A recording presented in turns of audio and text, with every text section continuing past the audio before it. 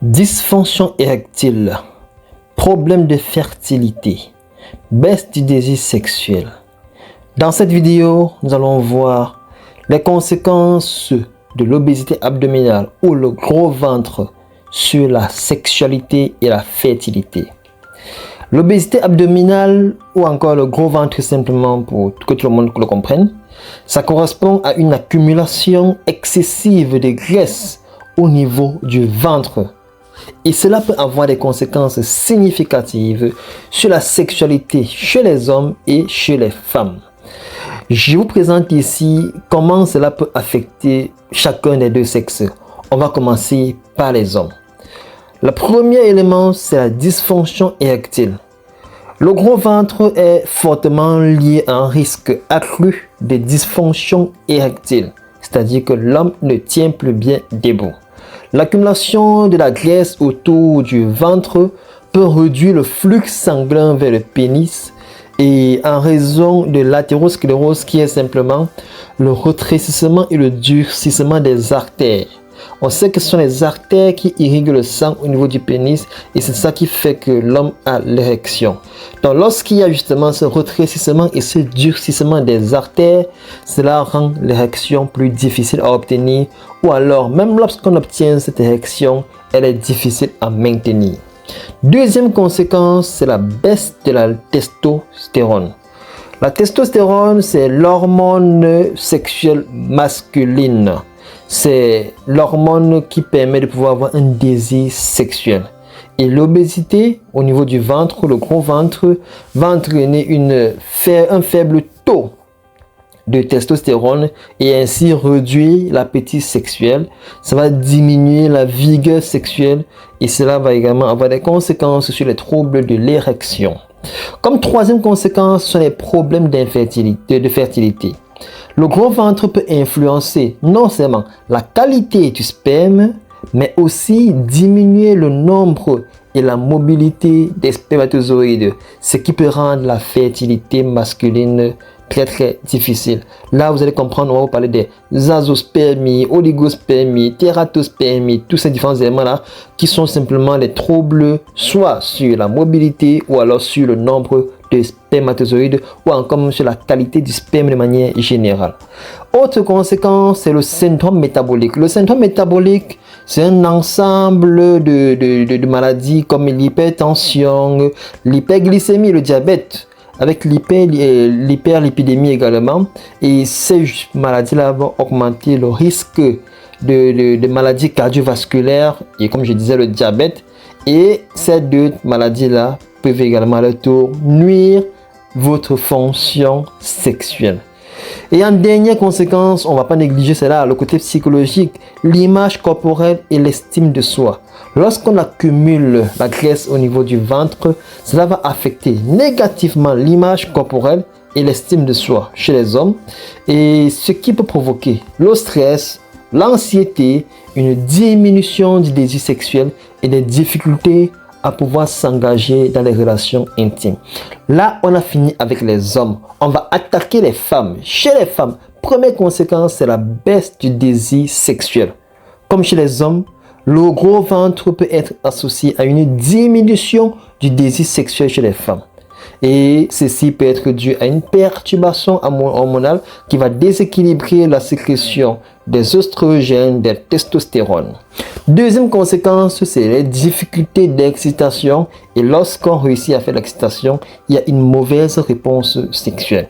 On va voir chez les femmes qui ont des gros ventres que voilà, cela peut affecter la réponse sexuelle en réduisant, comme chez l'homme bien sûr, le flux sanguin qui va toujours aller vers la région pelvienne et ce qui va entraîner une lubrification insuffisante, elle ne mouille pas bien et une diminution de la sensation du plaisir pendant les rapports sexuels.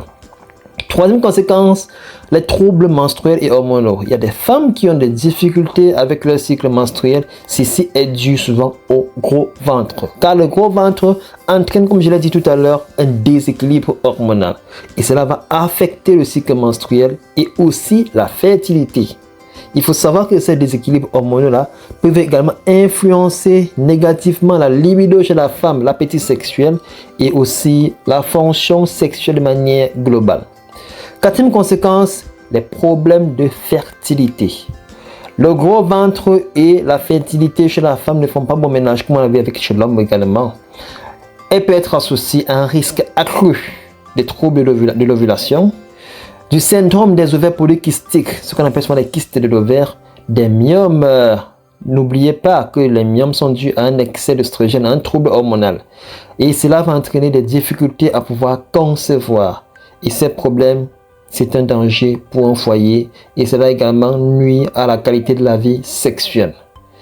Cinquième chose, ça va créer ce qu'on appelle les douleurs pendant les rapports sexuels. Il y a des femmes qui ont des douleurs pendant les rapports sexuels et ceci est dû au gros ventre.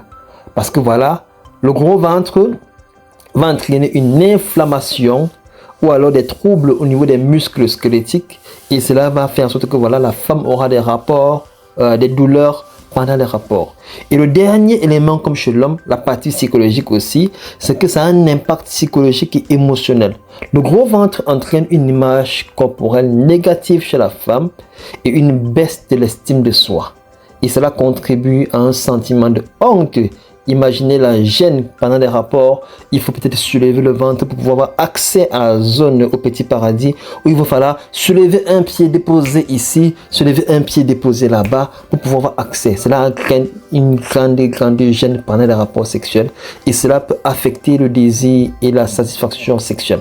Alors, c'est bien de dire les conséquences, mais qu'est-ce qu'il faut faire? Dans une vidéo précédente, j'ai eu à dire ce qu'il fallait faire. Alors là, je vais répéter ce qu'il faut faire parce qu'il y a des choses qu'il faut faire pour finir avec le gros ventre. Il y a des choses qu'il ne faut plus faire pour pouvoir ne pas aggraver la situation. Alors, qu'est-ce qu'il faut faire? Comment dire adieu au gros ventre? Première des choses, c'est qu'il faut d'abord avoir un état d'esprit bien solide. Parce que pour perdre du gros ventre, c'est d'abord un défi mental que physique. Le mental compte pour 80% et les stratégies et les astuces comptent pour 20%. Deuxième chose qui est une stratégie, c'est le jeûne intermittent. Alors le jeûne intermittent, c'est juste le fait de mettre son organisme au repos pendant un certain laps de temps et pouvoir manger pendant ce laps de temps. Pour un début, je conseille aux gens de partir progressivement. Je ferai une vidéo détaillée sur le fasting pour pouvoir montrer quelles sont les différentes étapes à suivre et quelles sont les erreurs à éviter. Mais de manière globale, il faut savoir qu'il y a différents types de jeûnes. Je recommande aux gens de commencer par les jeûnes de 10 heures. Après, on peut passer à 12 heures, on peut passer à 14 heures, on peut passer à 16 heures. Et ceux qui sont forts pourront aller jusqu'à 24 heures. Il faut savoir que c'est quelque chose qui est prouvé scientifiquement que c'est bon pour la santé. Mais il faut le faire sous surveillance médicale. Troisième chose, c'est qu'il faut boire beaucoup d'eau et les infusions. Les infusions, il y a certaines infusions qui ont montré des preuves pour pouvoir brûler de la graisse au niveau abdominal, comme le thé vert, la menthe, le gingembre, le citron, mais aussi sous supervision médicale. Le sommeil, quatrième chose, c'est un sommeil de qualité. Il faut un bon sommeil pour pouvoir perdre du ventre, parce que le sommeil équilibre les hormones. Et comme on l'a vu, les hormones qui sont équilibrées font en sorte que voilà, on a moins de conséquences au niveau du ventre. Et le dernier élément, c'est qu'il faut faire des exercices de renforcement musculaire, parce que pour perdre du gras et pouvoir avoir une meilleure consistance au niveau de l'abdomen, il faut faire justement les exercices de renforcement musculaire pour compléter les différents éléments que j'ai donnés là en haut. Alors, on a vu ce qu'il faut faire. Maintenant, on va voir qu'est-ce qu'il ne faut pas faire. Il faut limiter autant que possible le stress chronique et faire un effort de travailler sa confiance en soi, son estime de soi. C'est la première des choses qu'il faut éviter. Éviter le stress chronique et éviter le manque de confiance en soi. Deuxième chose à éviter, c'est de manger trop fréquemment et manger tard. Ce n'est pas bon. Troisième chose, il faut limiter autant que possible l'alcool, les bières, les jus gazeux et tout ce qui va avec, et ainsi que les produits transformés, tout ce qui est fast food, tout ce qui est produit avec 5 composants mélangés, tout ça. Vous avez quelques exemples en image. Quatrième chose, il faut arrêter de dormir tard et de ne pas dormir suffisamment. C'est au moins 7 heures de sommeil par nuit recommandé dans de bonnes conditions. Si vous voulez, je ferai également une vidéo sur comment bien dormir, avoir un sommeil de qualité. Et la cinquième chose, c'est qu'il faut éviter autant que possible de rester longtemps assis. La sédentarité n'est pas bon, c'est ça qui entraîne l'obésité au niveau du ventre. C'était tout pour la vidéo, j'espère que vous avez aimé. Si vous avez des questions, laissez un commentaire et n'hésitez pas à laisser un pouce bleu, à vous abonner et cliquez sur la cloche de notification pour pouvoir rester informé des différentes vidéos. Et si vous voulez plus d'éléments, laissez un commentaire, on va échanger. Portez-vous bien, ciao ciao.